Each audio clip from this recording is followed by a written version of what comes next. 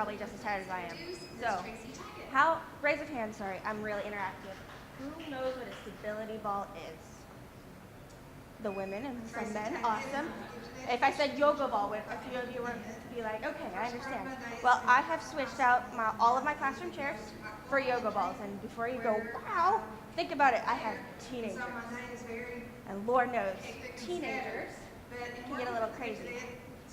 Studies have shown that even from an elementary to higher age group, that having stability balls will help focus students in on their tasks. Those micro movements are improving their blood circulation. It's activating both sides of their brain, so students are going to be more engaged with their schoolwork and ready to learn. Should probably. Can you guys hear me well? No.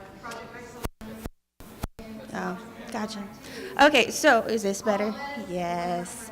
Okay, so the stability balls will improve the blood flow, circulation, and activate both sides of our brains.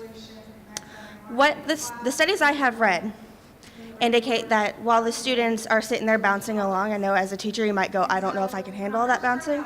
Trust me, it's not as bad as you would think.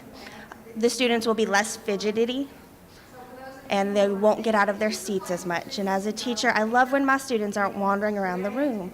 They're focused. I've actually already implemented them, and it's been quite a success already.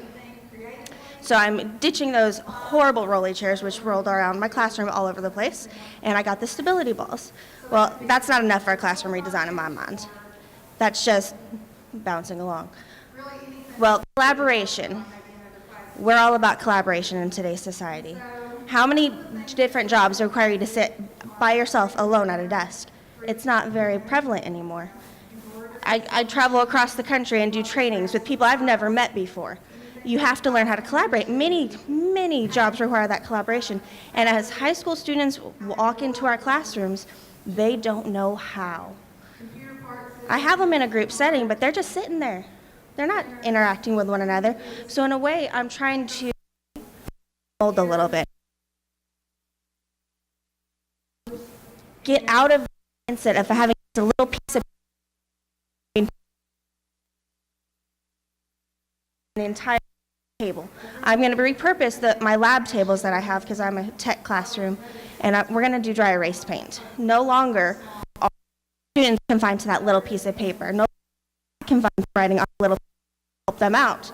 Instead, I will go up to their desks, and I've tried this before because most things wipe off. Kids love having huge visualization to be able to see things, and if they can see something plain in front of them, right there, big, and be able to manipulate it, they're going to be more successful in their learning.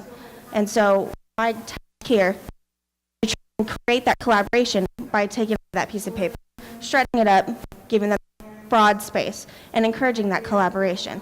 So in my classroom, we now have the yoga ball chairs, so they're not as fidgety, they're activating both sides of their mind, they're ready to learn, and now they don't have that paper to keep them in one little box.